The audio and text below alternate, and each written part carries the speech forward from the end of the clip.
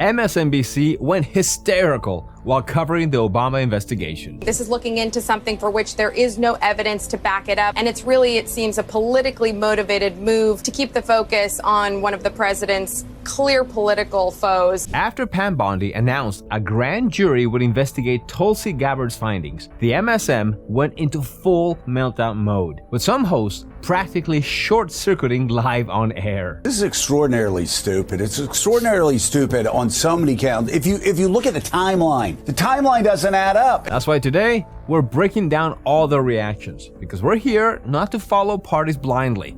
We're here for common sense. So if you're an independent thinker, hit the subscribe button and let's jump right into it. Plain English it here. Why does this matter? What does this mean?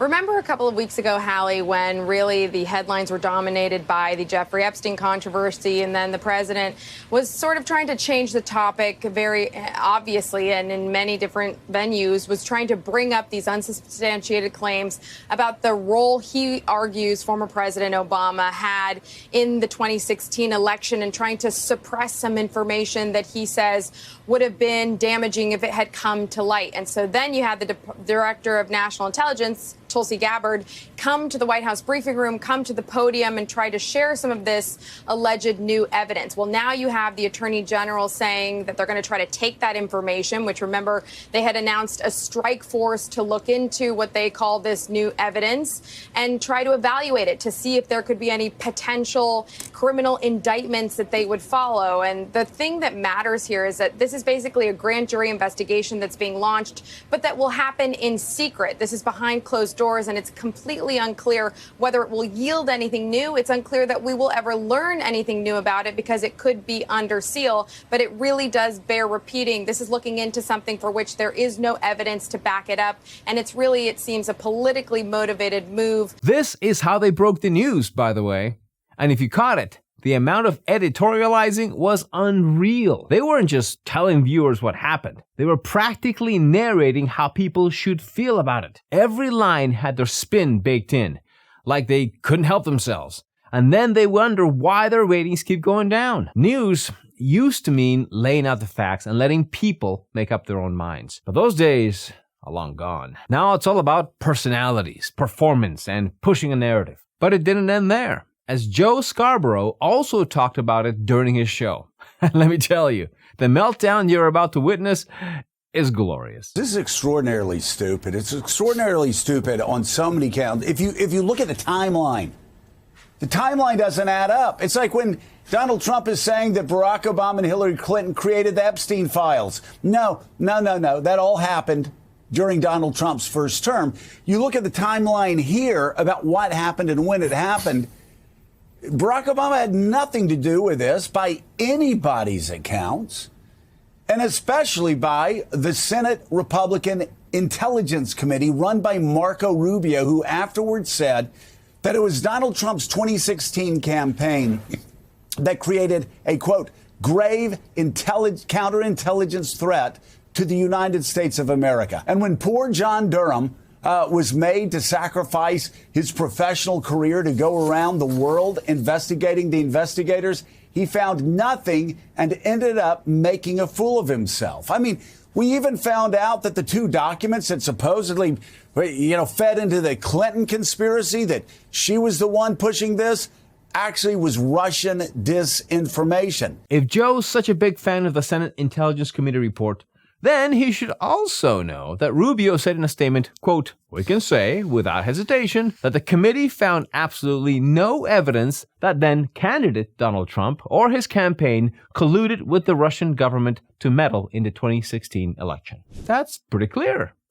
But when you cherry pick a few lines from a 1,000-page report, strip them of context, and present them as the whole truth, you can make almost anyone look bad. And when it comes to Hillary, she definitely played a part in the whole Russiagate mess. Even the FEC had to fine her campaign and the DNC for, quote, not properly disclosing the money they spent on controversial opposition research that led to the Steele dossier. Mind you, this was campaign money being used to go after a political opponent. In another segment, Joe drifted into a strange tangent while trying to explain why this new probe is supposedly a bad idea. Why keep going back to it? Why keep muddying the water when you have Marco Rubio in the Senate Intel Committee, your own Secretary of State, saying Paul Manafort in the 2016 Trump campaign posed a, quote, grave counterintelligence threat to the United States of America. You have John Durham admitting that there wasn't a Clinton conspiracy, that actually the two emails at the heart of that,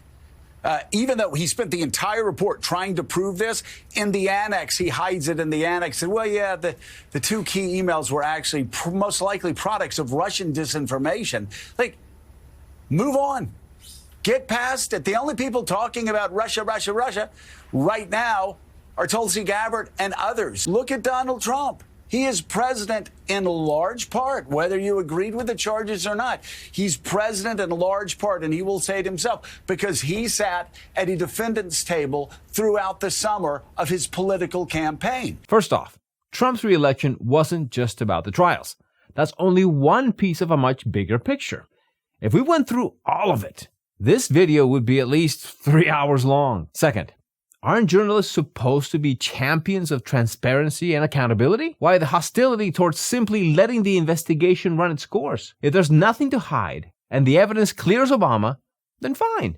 Case closed. And the left will have fresh ammo to go after Trump. But if it turns out that there's truth to these claims, we'll finally get answers to one of the most divisive political stories of the last decade. Either way, the public wins by knowing the truth. But nothing comes close to the way the ladies of The View reacted to this probe. So let's see what they had to say. A sitting president just accused a former president of treason.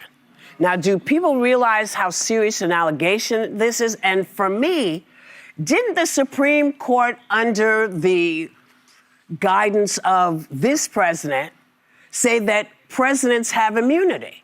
So that would mean that nothing Obama did, because you didn't say no, that only you have immunity. You said presidents.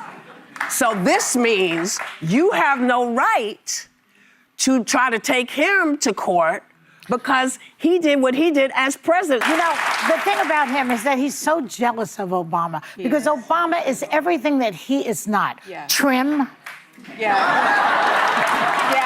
Smart. Handsome. Happily married, and can sing Al Green's song, Let's Stay Together, better than Al Green. Yeah. But everyone knows President Obama did nothing. It's kind of like in his clip, or in that quote, it says, we don't normally address this. I was like, I'm glad you felt the need. You really didn't, because no one believes him. He sounds like a toddler that gets cornered and just starts it's still squealing. very I honestly don't know how this show is still on the air. I mean, we're talking about serious allegations involving a former president, and yet their take on it barely rises above the level of idle gossip. Instead of digging into the facts or even attempting a balanced discussion, they turn it into cheap banter, as if they're covering celebrity drama rather than a potentially historic political scandal. Let me know in the comments your thoughts on this story. Don't forget to like and subscribe, and remember, keep thinking.